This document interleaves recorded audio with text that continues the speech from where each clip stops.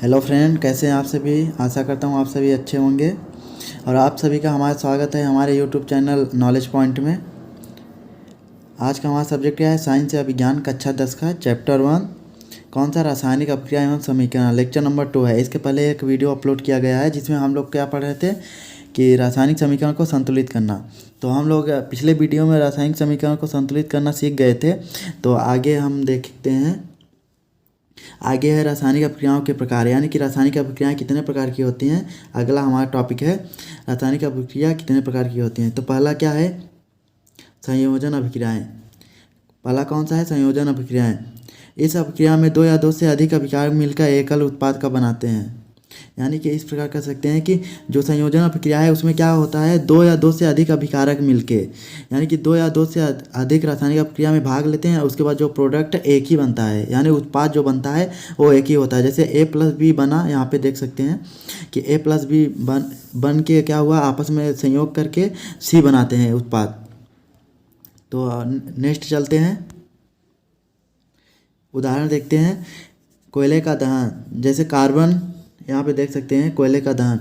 Carbon solid होता है, oxygen gas होता है, मिल के क्या कार्बन डाइऑक्साइड गैस बनाते हैं।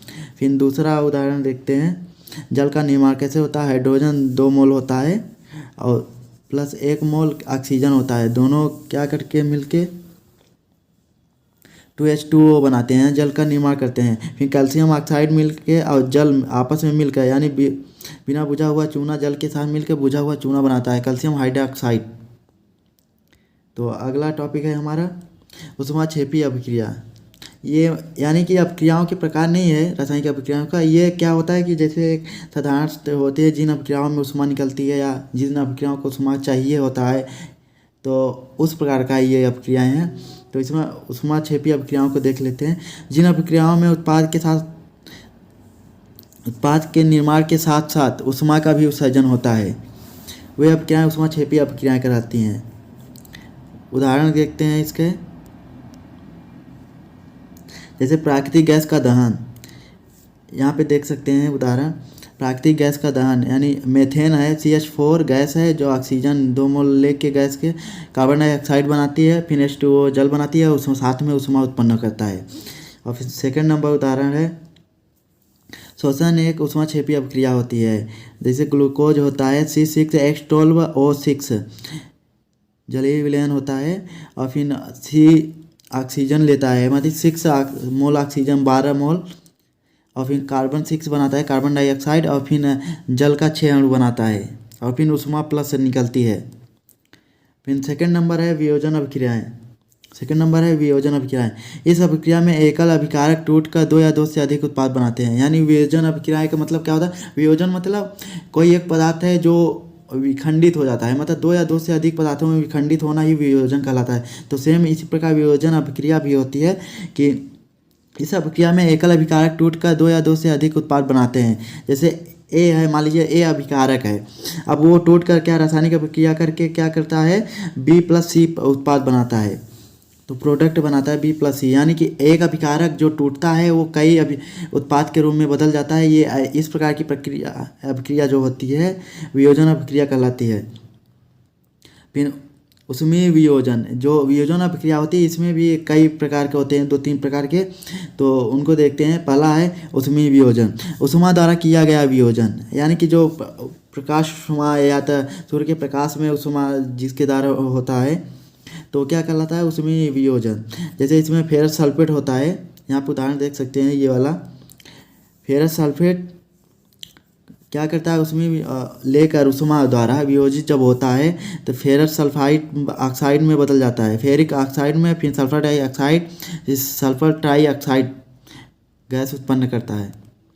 फिर आगे देखते हैं, ये उदाहरण नंबर 2 चूना पत्थर, कैल्शियम कार्बोनेट। देखिए यहाँ पे सॉलिड होता है जो कैल्शियम ऑक्साइड में बिना बुझा हुआ चूना में टूट जाता है जब ऊष्मा देने पे, और फिर कैल्शियम मतलब कार्बन डाइऑक्साइड में टूट जाता है 2 भागों में, यहाँ पे कैल्शियम ऑक्साइड, यहाँ पे कार्बन डाइऑक्साइड। फिर थर्ड है जो लेड नाइट्रेट होता है, उसको उसमें वियोजन द्वारा लेड ऑक्साइड में, फिर नाइट्रोजन डाइऑक्साइड में टूट जाता है और ऑक्सीजन में टूट जाता है। तो इस प्रकार ये क्या थे, ऊष्मीय वियोजन।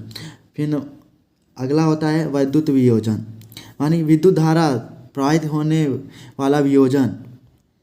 क्या होता है कि जब विद्युत धारा किसी भी अपक्रिया में प्रवाहित करते हैं, जो इसके कारण उसमें वियोजन होता है अभिकारक में, दो या दो से अधिक उत्पाद में टूट जाता है, तो क्या कहलाता है, वैद्युत वियोजन। अब उसके आगे प्रकाशीय वियोजन भी होता है। सूर्य के प्रकाश की उपस्थिति में होने वाला वियोजन प्रकाशीय वियोजन कहलाता है। इसका उदाहरण देख लेते हैं। सूर्य का प्रकाश होता है जहाँ सिल्वर क्लोराइड होता है, जो सिल्वर में टूट जाता है और क्लोराइड अलग कर देता है, प्रकाशीय वियोजन। फिर नेक्स्ट देखते हैं, सिल्वर ब्रोमाइड होता है, सूर्य का प्रकाश लेकर क्या करता है, सिल्वर में अलग हो सॉलिड हो जाता है और ब्रोमाइड अलग गैस के रूप में परिवर्तित हो जाता है। तो यहाँ पे इसका देखिए डिस्क्रिप्शन दिया गया है, यानी व्याख्या दिया गया है। सिल्वर क्लोराइड सूर्य के प्रकाश की उपस्थिति में दूसरा रंग में बदल जाता है। इस अभिक्रिया का उपयोग श्याम श्वेत फोटोग्राफी में होता है। नेक्स्ट है टॉपिक हमारा ऊष्माशोषी अभिक्रिया, यानी कि जिन अभिक्रियाओं में अभिकारकों को तोड़ने के लिए ऊष्मा या प्रकाश या विद्युत ऊर्जा की आवश्यकता होती है, ऊष्माशोषी अभिक्रिया कहलाती है। यानी कि जिन ऐसी अभिक्रिया जिनमें अभिकारकों को एक या एक से अधिक उत्पाद के रूप में तोड़ने के लिए प्रकाश, ऊष्मा या विद्युत ऊर्जा की आवश्यकता होती है, ऊष्माशोषी अभिक्रिया कहलाती है। यानी कि वो अभिक्रियाएँ जिनमें ऊष्मा देनी पड़े, आपको बाहर से ऊष्मा खुद लगानी पड़े, ऊष्माशोषी अभिक्रियाएँ कहलाती हैं। फिर हमारा अगला टॉपिक है विस्थापन अभिक्रिया। इन अभिक्रियाओं में अधिक क्रियाशील तत्व कम क्रियाशील तत्व को उसके यौगिक से विस्थापित कर देता है। यानी कि विस्थापन अभिक्रिया क्या होती है कि इस प्रकार की अभिक्रिया में क्या होता है कि जो पहले से अभिकारक होते हैं उसमें जो भी क्रियाशील तत्व होते हैं, अगर उनसे अधिक क्रियाशील तत्व आ जाता है उनके पास, तो वो उस क्रियाशील तत्व को विस्थापित कर देते हैं उसके यौगिक से। उसके स्थान पे जो क्रियाशील तत्व उसको विस्थापित करता है वही उसके स्थान पे जाके बैठ जाता है, यानी कि संयोग कर लेता है उसके यौगिक से। तो इस प्रकार की अभिक्रिया विस्थापन अभिक्रिया कहलाती है। यहाँ पे उदाहरण देख सकते हैं।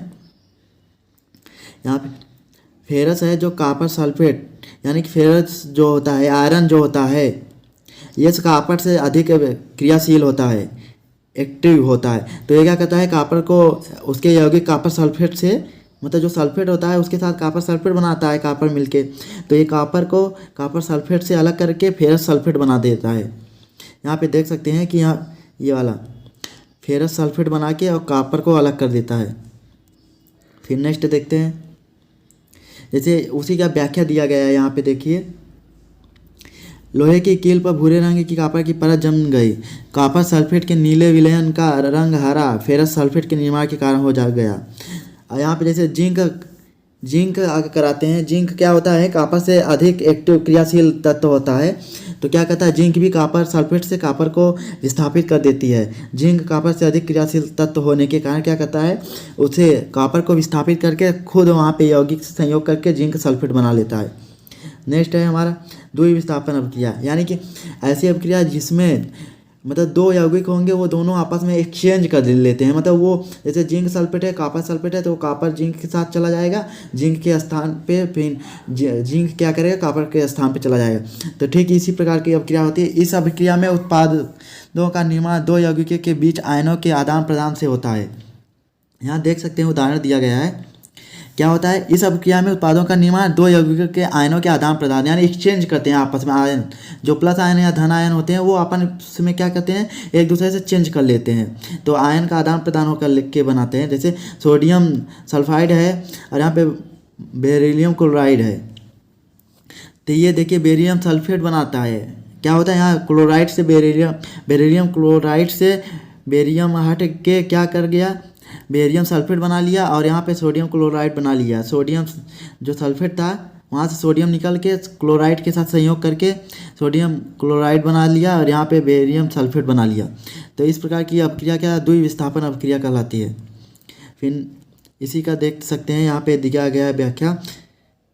बेरियम सल्फेट के सफेद अविलयन अवक्षेप का निर्माण होता है, इसीलिए इस अभिक्रिया को अवक्षेपण अभिक्रिया भी कहते हैं। नेक्स्ट है हमारा उपचयन, एवं अपचयन, या इसी को रेडॉक्स अपक्रिया बोलते हैं। उपचयन पहला है हमारा उपचयन। इसमें पहला टॉपिक है, जब किसी पदार्थ में ऑक्सीजन की वृद्धि होती है तो भी उस अपक्रिया को उपचयन अपक्रिया कहते हैं। जब किसी पदार्थ में हाइड्रोजन का ह्रास होता है तो भी उसे उपचयन अपक्रिया कहते हैं।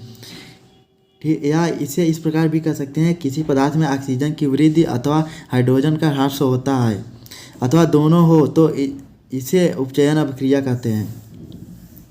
जैसे यहाँ पे उदाहरण देख सकते हैं, carbon plus oxygen carbon dioxide, oxygen का जुड़ना यानी ऑक्सीजन की वृद्धि हो रही है तो ये उपचयन अपक्रिया है। और यहाँ पे फिर देख सकते हैं कि 2 मोल कॉपर है, फिर प्लस 2 मोल ऑक्सीजन है तो यहाँ कॉपर ऑक्साइड बनाता है, तो ये भी क्या ऑक्सीजन का वृद्धि हो रहा है। नेक्स्ट चलते हैं, यहाँ पे देखते हैं कॉपर ऑक्साइड, यहाँ पे देख सकते हैं copper oxide plus hydrogen heat देते हैं, कॉपर हाइड्रोजन अलग हो जाता है, तो ये भी क्या क्या है उपचयन अपक्रिया है। यहाँ पे फिर थर्ड नंबर है, सेकंड नंबर पोटेशियम आयोडाइड और फिर लेड नाइट्रेट। यहाँ पे लेड आयोडाइड पीला छेद प्रदान करता है, फिर पोटेशियम नाइट्रेट बनता है। फिर अगला है पोटेशियम ब्रोमाइड, फिर बेरियम आयोडाइड। यहाँ पे पोटेशियम आयोडाइड और बेरियम ब्रोमाइड बनाते हैं। फिर इसी का अगला टॉपिक है अपचयन, जब किसी पदार्थ में ऑक्सीजन का ह्रास हो। जब किसी पदार्थ में ऑक्सीजन का ह्रास होता है या अथवा जब किसी पदार्थ में हाइड्रोजन की वृद्धि होती है तो इस प्रकार की अपक्रिया अपचयन अपक्रिया कहलाती है। यानी कि देख सकते हैं यहाँ पे इसमें दोनों हो रहा है। देखिए कॉपर ऑक्साइड प्लस हाइड्रोजन, ऊष्मा देने पे कॉपर का क्या होता है, यहाँ पे कॉपर ऑक्साइड में से क्या होता है ऑक्सीजन का ह्रास हो गया, फिर यहाँ पे हाइड्रोजन यहाँ ऑक्सीजन के साथ जुड़ जाता है, तो अपचयन उपचयन दोनों अपक्रिया हो रहे हैं, तो इसे क्या रेडॉक्स अपक्रिया भी बुला सकते हैं। यहाँ पे देखिए इसकी व्याख्या दी गई है। इस अपक्रिया में कॉपर ऑक्साइड कॉपर में अपचयित हो जाता है, हाइड्रोजन उपचयित होकर जल बनाता है। इस अपक्रिया में उपचयन तथा अपचयन दोनों हो रहे हैं, इसे रेडॉक्स अपक्रिया कहते हैं। दैनिक जीवन में उपचयन अपक्रिया का प्रभाव, जो हमारा दैनिक जीवन है यानी कि जो भौतिकी में हम लोग जी रहे हैं दैनिक जीवन, इसमें जो उपचयन अपक्रिया का क्या क्या प्रभाव है उसके बारे में पढ़ेंगे। यहाँ पे देखिए संक्षारण पहला नंबर है, जब कोई धातु ऑक्सीजन आर्द्रता अम्ल आदि के संपर्क में आ जाती है जिससे धातु के ऊपरी परत कमजोर संक्षारित हो जाती है या संक्षारित हो जाती है। जैसे लोहे की वस्तुओं पर जंग लगना या चांदी के ऊपर काली परत अथवा तांबे के ऊपर हरी परत का चढ़ना संक्षारण के उदाहरण है। यह लेपन या विद्युत लेपन या पेंट करके संक्षारण के धातुओं को बचाया जा सकता है। यानी कि संक्षारण जो है क्या होता है कि जब कोई धातु ऑक्सीजन आर्द्रता या अम्ल आदि के संपर्क में आती है तो उसमें क्या होता है, उसके जो परत होती है ऊपरी परत भूरी या काली या हरी पड़ जाती है, जिसके कारण क्या होती है ऊपरी परत कमज़ोर पड़ जाती है, तो इसे क्या कहते हैं संक्षारण कहते हैं, उस धातु का संक्षारण कहते हैं। लेकिन इस धातुओं को जो जंग, जैसे उदाहरण देख सकते हैं कि लोहे की धातुओं पर जंग लगना, चांदी के ऊपर काली परत व तांबे के ऊपर हरी परत का चढ़ना संक्षारण के उदाहरण है। फिर इसका क्या करते हैं, यानी संक्षारण को रोकने के लिए कुछ उपाय कर लेते हैं जिससे क्या कर बचा जा सकता है। जैसे यश लेपन या विद्युत लेपन या पेंट करके संक्षारण के धातुओं से बचाया जा सकता है। फिर नेक्स्ट है हमारा विकृति गंधिता। विकृति गंधिता ये क्या है, ये द्रवीय या वसीय जो तैलीय खाद्य पदार्थ होते हैं, यानी वसा युक्त और तैलीय खाद्य पदार्थ वायु के संपर्क में आने पर उपचयित हो जाते हैं जिससे उनके स्वाद और गंध में परिवर्तन हो जाता है, इसे विकृति गंधिता कहते हैं। यानी जो हमारा वसा युक्त या तैलीय खाद्य पदार्थ होता है, जब ये वायु के नम माने आर्द्रता के संपर्क में आ जाते हैं जिसके कारण क्या होता है इनका स्वाद और रंग में क्या परिवर्तन आ जाता है, गंध भी अजीब हो जाता है, और जिस मेन गंध में रहता है अजीब हो जाता है, जिसके कारण क्या होता है कि इनमें के गंध स्वाद में आज परिवर्तन हो जाता है। तो इस प्रकार की क्या गुण क्या कहलाता है, विकृति गंधिता कहते हैं। अब विकृति गंधिता को रोकने के लिए, विकृति गंधिता को रोकने के उपाय क्या क्या हैं, प्रति ऑक्सीकारक का उपयोग करके, वायु रोधी बर्तन में खाद्य सामग्री को रखकर, वायु के स्थान पर नाइट्रोजन गैस द्वारा, शीतलन द्वारा, इन सभी के द्वारा क्या विकृति गंधिता को रोका जा सकता है। आज के इस लेक्चर में बस इतना ही फ्रेंड, मिलते हैं नेक्स्ट लेक्चर में। जय हिंद।